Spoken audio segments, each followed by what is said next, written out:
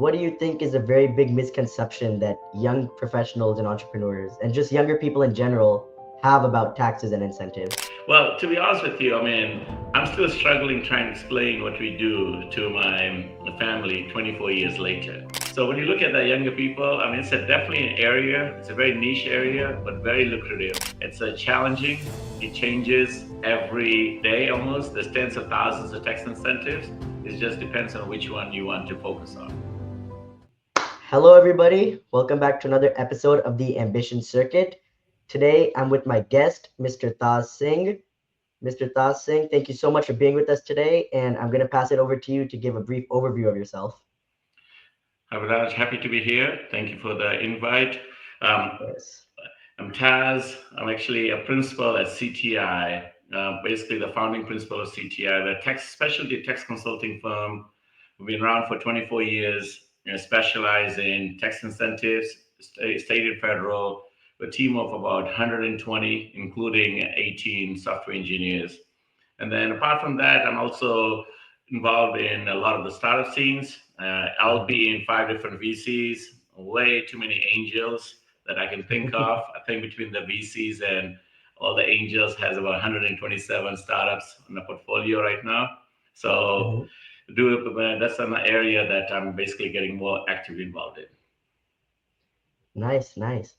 So, knowing that you're in taxes and tax incentives, what do you think is a very big misconception that young professionals and entrepreneurs and just younger people in general have about taxes and incentives?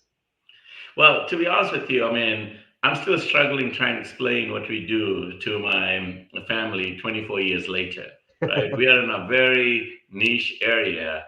When it comes to tax, I mean, in general, people just clamp up, right? You'll be seeing Yeah. that's the reason why people are still paying $60 for a simple 1040X. I mean, in today's day and age, you should be able to do it in 5 minutes, but we are actually ultra specialized. I mean, just to give you an idea, probably 500 plus CPA firms use us when they have this tax incentives. But Yeah. so when you look at the younger people, I mean, it's definitely an area. It's a very niche area, but very lucrative. It's challenging. It changes every day almost. There's tens of thousands of tax incentives. It just depends on which one you want to focus on. So what do you think is the benefit of being in such a niche and almost hidden industry that not very many people know about? Well, I mean, if you think about what we do, I mean, we kind of one, we work on a value add. So as far as our fees, a lot of times it's on a contingency or success based, but it's a challenge, right? I mean, we are basically uncovering missed refunds, I mean, missed Yeah. savings. I mean, if you think about, I mean, how many startup founders are out there, just to give you an idea, a lot of them don't understand that they can basically monetize 10 cents on the dollar from day one they spend on R&D. You'll be surprised how many times I'm on a pitching room on an angel side where a startup will raise maybe $100,000. They'll spend basically months, weeks going to a lot of different pitch events to raise that 100,000 from people like me who might write a check for 10,000, 25,000. A lot of times Mhm. I can look at their P&L and L and see that they're spending $1 million in R&D expense. I can have them meet me on the side, and I can get them 100,000 from the government. Right? There's a lot of grants out there, but our clients also include Fortune 500. You'll be surprised how many of them are not aware of the technology out there to make the credits efficient. I mean, they might be missing out on millions, but they have no idea. Because our world, the interesting thing is people don't invest, basically in technology in our world. Yeah. And I mean, $1 million or $5 million is $5 million, but it's a lot more helpful to a new startup founder who could use that money as compared to a Fortune 500. So the range on that is pretty cool. Yeah, no, So I mean, the other thing is, I mean, if you think about it, I mean, we've saved our clients, I mean, just to give you an idea, probably north of $50 billion since we started. wow. All right. Wow. So that's a lot of money that went back into investing into the company, investing back into the business that Yeah. otherwise would have gone to pay tax or just simply lost. And it's really cool because that's, across all of those companies, that's 50 billion plus dollars that they were able to get back. without needing to go through fundraising rounds and without needing to meet with investors. It's That's money correct. that they qualified for and they got. Yeah. So And then these almost incentives. free money. Yeah, and this it is free money, and this is actually their money, but it's just because of the inefficiency of the tax law, the complicated tax laws out there. I mean, sometimes it's just it's not clear, right? Ambiguity that you basically have companies that overpaying the tax, Yeah. right? So we don't do like tax shelter or anything. We're actually looking at statutory tax. These are the tax credits that are authorized by the Congress or the state governments, and you have to get them. But some of them, for example, you have to register in advance, or I mean, we do, for example, in employment incentives, you have to screen the employees on the first day of hire or prior to that, submit the form within a certain deadline. So a lot of the companies just don't have the infrastructure. A lot of the smaller CPAs, especially if they have done all the tax returns 123, 123, are not aware of the changes. Like just like the latest bill that came up, there's some incentives that we specialize in will probably go away, but there's new Yeah. opportunities that cropped up now. Our world changes every day, and pretty much it's a constant evolution. So often. And Yep. it's really cool because a lot of people just don't want to take the time to look at the tax credits and the new tax laws that are being passed. And so kind of doing that hard work for people really does pay off. Yes, and then and the other thing is, I mean, if you think about a CPA firm, they have to worry about 10,000 code section and 1,000 Yeah. changes every year. You have the state, you have the local level. We focus on a handful, right? So I have a team of attorneys, team of CPAs, team of engineers. All Mhm. we do is focus on those areas so we can jump on it. I mean, if a bill comes through and there's 1,000 page bill, like the like the OBB, I mean, the one big beautiful Big bill, beautiful we bill, yeah. only focus on the handful of areas, right? I mean, so it's easier for us to digest and Yeah. implement that instead of looking at all the thousands of pages and trying to find every single change. Cool, cool. So, what is your biggest mind shift or mindset shift that you faced when you went from being, you know, an entrepreneur to an investor? Yep. That's it. That's an interesting one. Well, I mean, I think part of mine is, I mean, it's been together. I mean, when I started the business, I mean, I was a tax auditor at the state of California. I mean, I actually wrote the R&D guide. I mean, I specialized tax credits. And then when I started the business, it was a chance, right? I mean, two of my business partner and myself went and got some business cards at a mall and started cold calling. And a few companies took a chance on us and I got there. And here we are 24 years later, right? I mean, so Yeah, yeah, American dream, right? We simply went out on a definitely. limb and built CTI. As an investor, I mean, I tend to scrutinize. So part of that is what people don't realize how close to being out of business we got, right? When we got the first two clients, 1 year later, we're looking at a bank balance saying, okay, we're not getting traction. And then all of a sudden, one big client came, and now we knew we were in business because it gave us the cash flow we need because we basically Yeah. bootstrapped everything, right? So, but we had that hustle. I mean, to be honest with you, if you give me someone who basically has a work ethic and a drive, I'll take that person. So, when I, as an investor, when I look at it, it goes hand in hand. I look back at all my successful competitors and us, Mhm. and there's certain trait in us. And when I, as an investor, obviously I look at that. So I don't know if there's that much difference because I'm still investing in CTI. We are still going into SaaS. I mean, we redid the whole software game, right? We kind of Yeah. unique in our field. So, I'm not sure I quite answered it, but really, as an investor, I kind of look at the same thing. When I look at the founders, I look at the founders with a just a good story, not just a good yeah. pitch deck, but I look at the background. Are they hungry? And I mean, you did answer it, right? You're looking for someone who shares that same passion that you saw in yourself, almost like a mirror, Yes. Uh, which is nice. Yeah. And in So, today's world, I mean, you also need to look at people who are open to change, right? oh yeah, I mean, definitely. even the employees, I mean, a lot of the attorneys who are CPAs, engineers who work for us, work for me. I mean, these guys, I mean, if you think about it, their skill set is very limited, but they're really good at it. And they're taking a risk because if you work for a law firm and you will go to another law firm, you do business law, you can basically go and find another 1,000 firm that will hire you. When you come work for Yeah, definitely. CTI or one of my competitors, it's not like you basically have. Now you really specialize, especially after I have some employees who have been doing this for 20 years, right? They're Wow. ultra specialized, really good at it, but Yeah, at this point it's hard to pivot and kind of go do contract law, right, or business law. definitely. So, how do you think the world has shifted in terms of what you said about cold calling? So, for example, you said that when you and your partner first started this business, you went to the mall, you got business cards, and you started cold calling. Do you think that method still works today? And if not, how can younger, sorry, this is a two-part question. Yeah.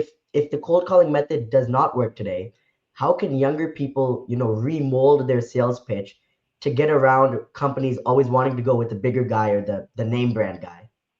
Well, to be honest with you, I mean, a cold call, I mean, we had one person who was helping my business partner. I've made only one accidental cold call. So I've sold probably good $300-400 million in revenue sales for CTI just through Mhm. referrals. I work partner with a lot of my clients, CPAs, but we always had a team that did the cold call. I've signed some of my largest clients I've signed wasn't a cold call. We got them the right time. I think cold call with the, I'm not sure if you're following all the AI SDRs. Just to give you an idea, I just went through 5 demos in last 2 days, and I have one more tomorrow. I'm actively looking at technology within CTI because we do cold call, but I think that's coming to an end. And the reason I say that is with today's AI technology, you'll be surprised how advanced this AI bots are. And the reason Yeah. being is because as a cold call, I mean, I tested just to give you an idea. I tested a client, one of my prospects. I went to the website for about 30 minutes to identify how to target. And I used one of the pitches that was made to me, just this bot. And in 1 minute, it came up with a lot more information than I would have been able to target. Why? Because it was able to pull all the publicly related information. It was able to use, I was able to train it what to look for. So I think the cold Okay, call, definitely. the how we did, which is, hey, this is from a company, is coming to an end. But there's always going to be the human touch. It just might be a Definitely. different thing. You start with a bot, and then a human takes over. So then to get to the second part of my question, how did you guys, and I'm sure this was an issue for you for when you were first, generating sales as well, but how did you work around the whole issue of companies, especially bigger firms, wanting to work with, a bigger guy or a name brand guy? How did you establish yourself as a newcomer to be better? What was your sales pitch in that sense? Well, so it was somewhat easier for us. We were from a tax auditors, right? I mean, so what we're ultra specialized, and if you think about it, where I came from, I was sitting on a basically team setting audit policies, or I worked with the chief counsel, for example, or one of the attorneys who wrote the regulation. But so initially, we had good success getting the bigger companies because we're working. But to be honest with you, as we got, I mean, we have some really large, some companies that are multi-billion dollar Fortune 500. And the reason they work Mhm. with us is they know that we are flexible, right? So we do compete with, for example, our competition is the big four accounting firms. Nobody gets fired for hiring a Price Waterhouse or E&Y to do a project. They get Yeah, fired if they hire CTI and things go south.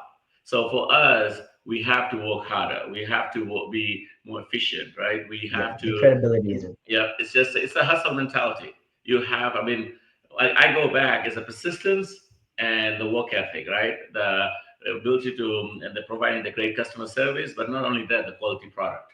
I'm lucky in a sense that my business partner also worked at a franchise. He was a tax auditor, but he ended up Mhm. going to work for one of the big fours, and he had worked with the Fortune 500.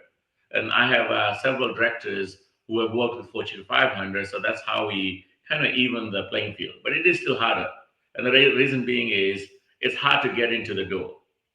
Nobody will call CTI for tax credits. The big fours will get Yeah, a call all day long. yeah, you have to be the one making the call. That's Yep. true. So then, what soft skill or long-term professional habit that you have do you think very largely shaped your own personal success and the success of CTI? It's the ability to connect with people. I always tell my BDs, I always tell my project managers, people buy from people they like. People work with people. You can be the most technical person, but you don't have the soft skill, you don't have the ability.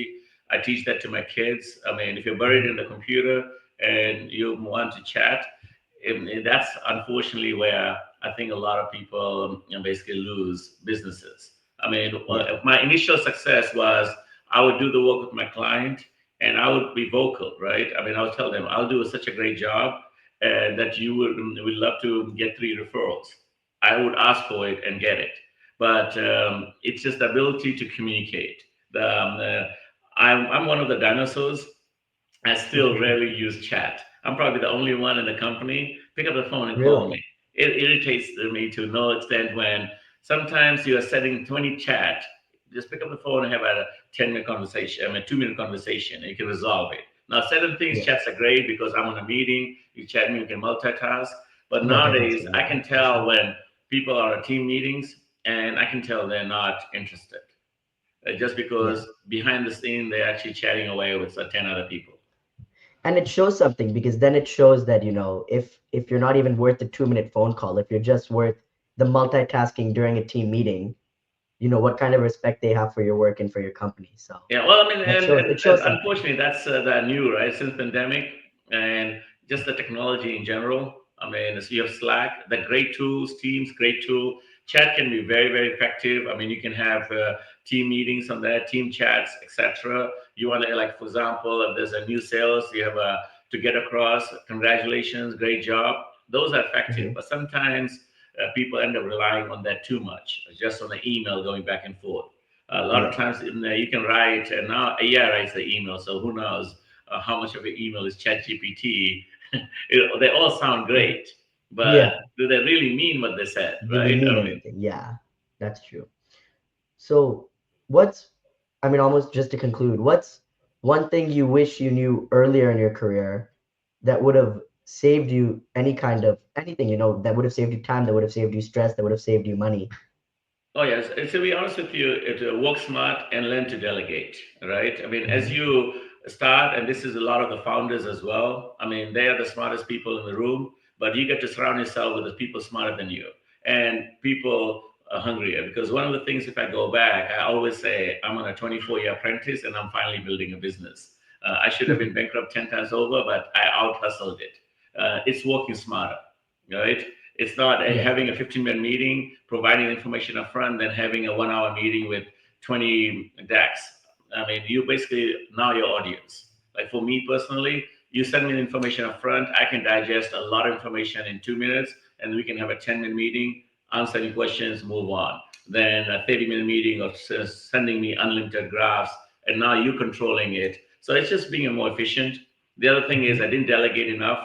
I did not build up that support team. I did all the work myself. Yes, I was really good at it, but don't. And you need to do that. And the last thing is when they get some mentors. I mean, if I had a good some great mentor on the mentors who can help me guide me on the business side, I probably would have been 5 times bigger. But never too late. nice, nice. So then, if I had to take some takeaways from our conversation today, you would say, one, always strive for that personal connection with people. Yes. Two would be learn to delegate, learn to be efficient. And three would be, Hard work that still pays off. I mean, work smart, yeah, right? I mean, so to me, smart way. it's the mentality. I mean, at CTI, we have probably some of the hardest working people, but what I want is some of the people working the smartest. Right? It's I Yeah, think the days of people that are working 16-hour days, I still appreciate it, but I'll take someone who works 8 hours, but is more efficient than the more person who's efficient. doing 16 hours and using outdated technology, outdated bad habits. Definitely. So always be efficient. But so you always got to evolve. I mean, there's a lot of tools coming up, exciting time ahead. It might AI might not replace you. I think AI could be really great. Plus, what? Embrace the change, embrace the disruption. Nice, nice. You know, Well, with that being exciting time with us ahead. So embrace the AI. It might be a bubble, it might collapse, but just like a dot com, there's companies that'll come out I know, ahead. ride the waves while we can, surf the waves while we can. Well, I mean, but even the wave when it goes out, there'll be other waves coming. It's just Oh yeah, AI has come up, and what I think people get too caught up on the narrative, AI has everything, it'll replace you.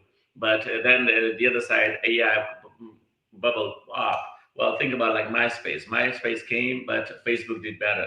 YouTube Facebook did did better. great. Google took it and went to the next level. So there's going to be winners in everything. So embrace the one, and it might just be a plus one or it might replace it. Either way, if you embrace it, it'll come out ahead. Nice, nice, awesome. So embracing the wave. Sorry, I've been all over Well, the place with that. So hopefully answer all the questions. no, you answered all the questions and you brought up a lot of good points. So I really enjoyed our conversation. And with that being said, that concludes another episode of the Ambition Circuit. So thank you so much for your time, Mr. Thanks for Singh. that. Good luck. Thank you. Thank you.